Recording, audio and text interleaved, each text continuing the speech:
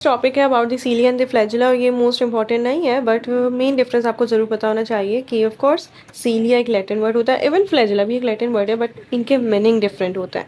Flagella का Latin word होता है, उसका मीनिंग होता है विप लैश, जबकि जो सीलिया है उसका मतलब होता है आई लैश। क्यों? क्योंकि जो सीलिया होते हैं वो नुमरस होते हैं और स्मॉल होते हैं, जबकि जो फ्लैजिला है वो स्लेंडर एक्सटेंशन है प्लाज्मा मेम्ब्रेन की इन दी यूकेरियोटिक सेल और ये लॉन्गर और फ्यू इन नंबर्स होता है। अब इनका फंक्शन क्या होता है? तो सीरियल फ्लैजिला क्या करता है? ये लोकोमोशन में हेल्प करता है, मूवमेंट में हेल्प करता है। आपको सिर्फ और सिर्फ ये पता होना चाहिए कि इनकी जो परफॉर्मेंस होती है वो होती है सिंक्रोनाइज्ड मैनर में, वन आफ्टर दी अदर। सबसे ज़्यादा ये पूछा जाता है कि सिंक्रोनाइज्ड मैनर क्या होता है, तो वो हमें पता है कि वन आफ्टर दी अदर होता है। अगर आप वीडियो सर्च करेंगे तो आपको पता चलेगा कि फ्लैजिला इग्लिना में होता है और उसमें मूवमेंट करवा रहा होता है। तो ये मूवमेंट करवाते हैं, अगर एक फ्लैजिला मूव करेगा तो दूसरा फ्लैजिला उसके पीछे मूव करेगा, तो ये होता है one after the other synchronised manner और इसी में ये अपना काम करते हैं।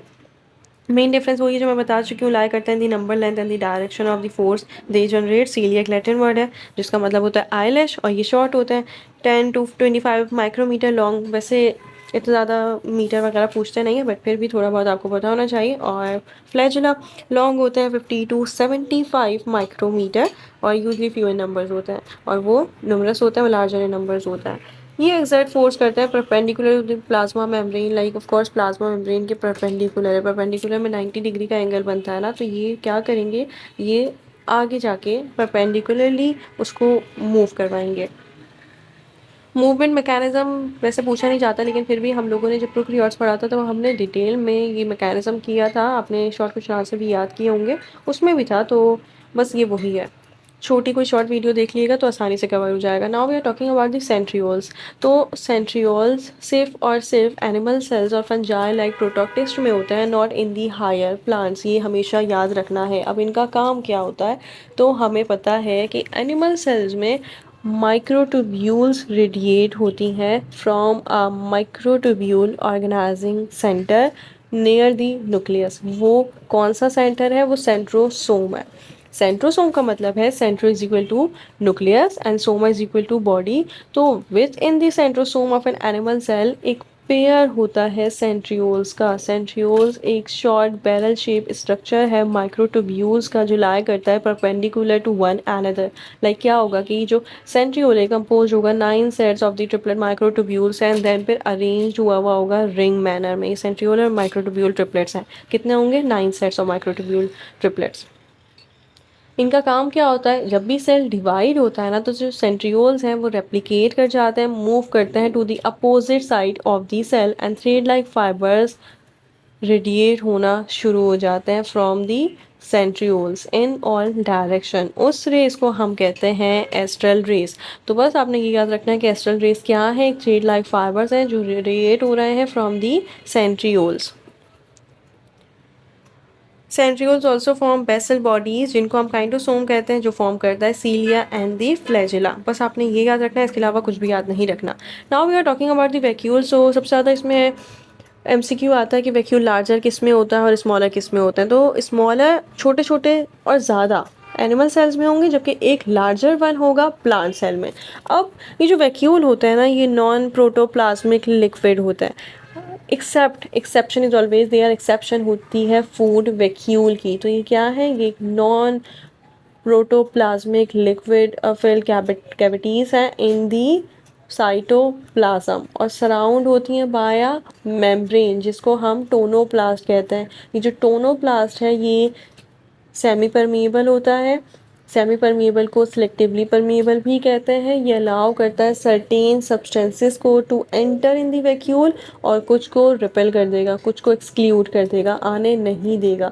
तो ये जो एनिमल सेल्स हैं इनमें वैक्यूल्स काफ़ी सारे होते हैं और छोटे छोटे होते हैं। तो ये टेम्परेरीली फॉर्म्ड होते हैं at the time of their need. इनका काम होता है कि ये नॉन प्रोटोप्लाज्मिक है और अलाउ करते हैं कुछ सब्सटेंसेस को to pass through. That's why ये टेम्परेरी फॉर्म्ड होता है, कभी जब नीड होगी तो ये फॉर्म हो जाएंगे और छोटे छोटे होंगे। जबकि प्लांट सेल में एक पूरा ऑर्गेनील है। ठीक है, इसका काम क्या होता है प्लांट सेल में, क्यों ये मेच्योर होते हैं, क्यों ये परमानेंट होता है, क्योंकि ये जो वैक्यूल्स हैं प्लांट सेल में ये फिल्ड होते हैं विद दी सेल सेप और स्टोर करते हैं वाटर को। हम ये कहते हैं ना कि ये एक्ट करता है as a store house. The main function of the central vacuole, ये सेंट्रल होंगे।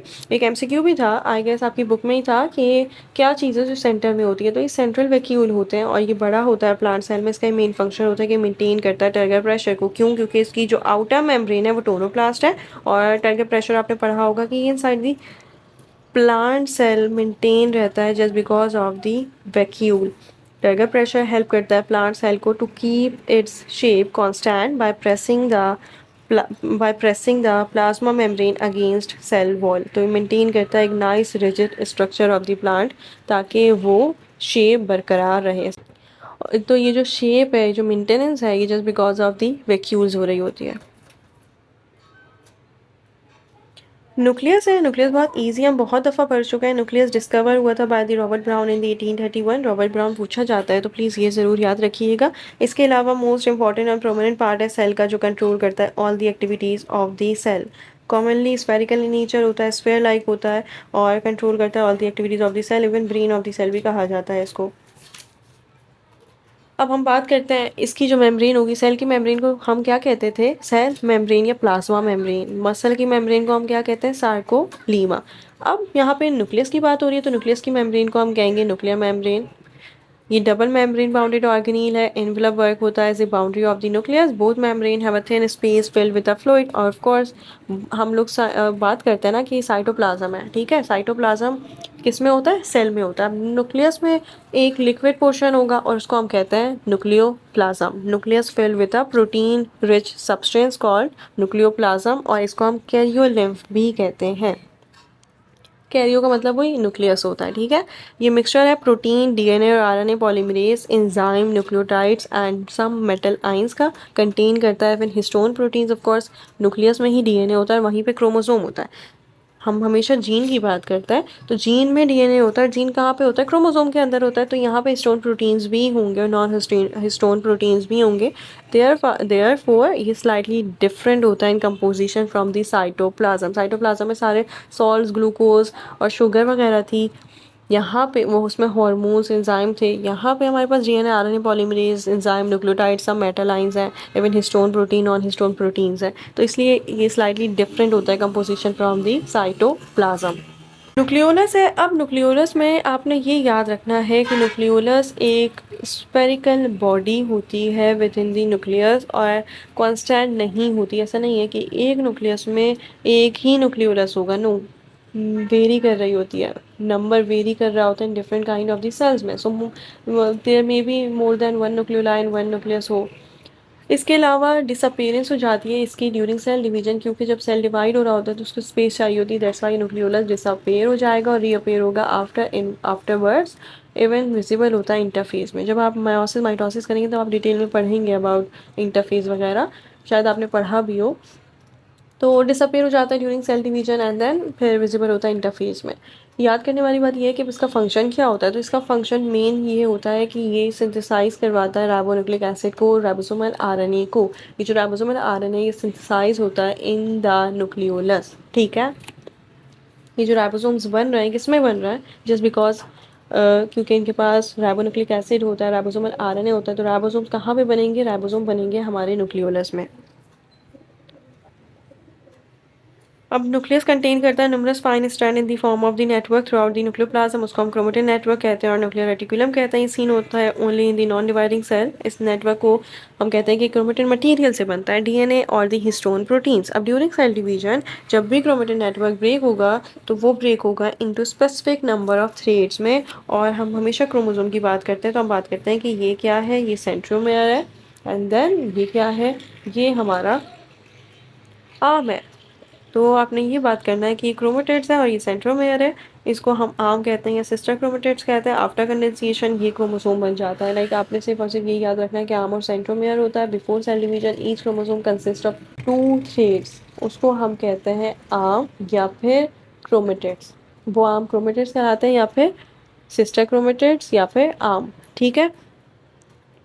The part of the chromosome और chromatids from centromere to end is called arm. Centromere से स्टार्ट होके जो आखिर तक जाएगा ये पूरा आर्म है या फिर क्रोमेटिड्स कहलाया जाता है।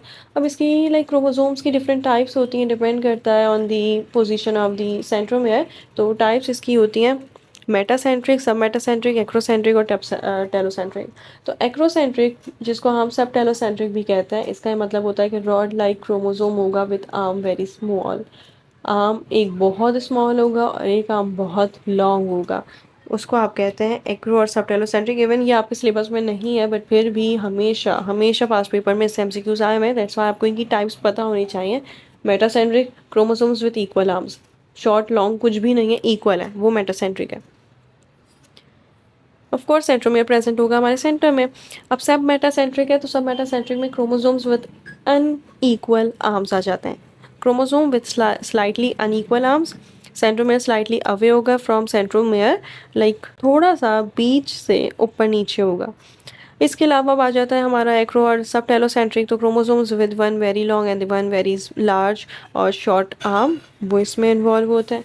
तीसरा टेलोसेंट्रिक हो जाता है। तो चौथा हमारे पास टेलोसेंट्रिक है, तो टेलोसेंट्रिक में location of centromere at the end of the chromosome होता है, just like I, just like J. ठीक है, तो इसमें क्या है, इसमें आप देख सकते हो कि हमेशा लोकेशन जो है सेंट्रोमियर की वो होगी at the end of the chromosome, just like J and I. यहाँ पे देख सकते हो मेटासेंट्रिक बिल्कुल इक्वल आर्म्स है, कोई छोटा नहीं है कोई बड़ा नहीं है। उसके बाद सब मेटासेंट्रिक है, सब मेटासेंट्रिक में बहुत स्लाइटली चेंज है।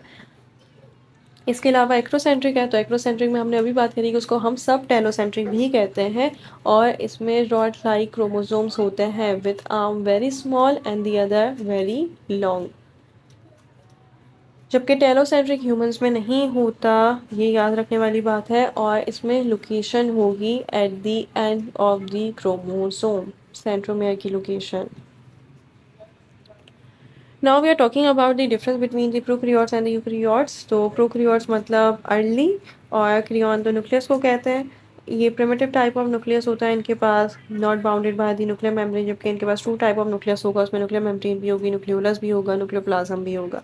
न्यूक्लियोप्लाज्म न्यूक्लियोलस एब्सेंट होता है, जबकि ऑफकोर्स इसमें न्यूक्लियोप्लाज्म न्यूक्लियोलस दोनों ही होते हैं। इनका सर्कुलर डीएनए होता है, बैक्टीरिया आ जाते हैं ऑफकोर्स वहाँ पे, बैक्टीरिया में सर्कुलर डीएनए होता है, और इवन प्लाज्मिड भी होता है जिसके पास अलग से थोड़ा सा डीएनए बचा हुआ होता है, वो स्टोर किया हुआ होता है। और इनके पास यूकैरियोट्स के पास नंबर ऑफ डीएनए प्रेजेंट होते हैं जो अपेयर हो जाते हैं in the form of the chromosome during cell division. Chromatin material like protein वगैरह नहीं होंगे, जबकि यूकैरियोट्स में क्रोमेटिन मटेरियल होता है इन the form of the histone protein. सारे मेम्ब्रेन बाउंडेड ऑर्गेनेल एब्सेंट होते हैं प्रोकैरियोट्स में, इवन इनके पास ना माइटोकॉन्ड्रिया होता है, मीसोसोम्स इनका काम करते हैं जस्ट लाइक माइटोकॉन्ड्रिया। रेस्पायरेशन में मीसोसोम्स इन्वॉल्व होता है, और रेस्पायरेशन में सेल मेम्ब्रेन इन्वॉल्व होती है प्रोकैरियोट्स की, जबकि यूकैरियोट्स में सारे मेम्ब्रेन बाउंडेड ऑर्गेनेल होंगे। ग्लाइसोसोम भी होगा, पेरोक्सोसोम भी होगा, गोल्गी apparatus भी होंगे, और रफ एंडोप्लाज्मिक रेटिकुलम भी होगा, स्मूथ एंडोप्लाज्मिक रेटिकुलम भी होगा, माइटोकॉन्ड्रिया भी होगा, सारे मेम्ब्रेन बाउंडेड ऑर्गेनेल्स इसमें प्रेजेंट होंगे। मीसोसोम्स एब्सेंट होते हैं यूकैरियोट्स में, जबकि मीसोसोम प्रेजेंट होते हैं प्रोकैरियोट्स में, जस्ट लाइक माइटोकॉन्ड्रिया काम कर रहे होते हैं। तो आपने ये याद रखना है कि क्या डिफरेंस होता है बिटवीन प्रोकैरियोट्स एंड यूकैरियोट्स। ठीक है, सो दैट्स इट। फर्स्ट वीडियो मैंने पहले ही अपलोड कर दी है, ये इसका सेकंड पार्ट है, और अल्हम्दुलिल्लाह ये चैप्टर भी कवर हो गया। बायोलॉजिकल मॉलिक्यूल्स भी हम कर चुके हैं, और सेल स्ट्रक्चर एंड फंक्शन भी हम कर चुके हैं। अब मेरी कोशिश है कि मैं ए सेलुलर लाइफ, बायोएनर्जेटिक्स और प्रोकैरियोट्स करवा दूँ, ताकि मेजर सब्जेक्ट्स ताकि मेजर चैप्टर ज़रूर हो जाएं। इसके अलावा हमने forms and function in plants करना है, diversity among animals. So that's it, इंशाल्लाह नेक्स्ट वीडियो में मिलेंगे। जब तक के लिए अल्लाह हाफिज़, all the best to all of you. इंशाल्लाह you all will make it with good marks, just believe in your self.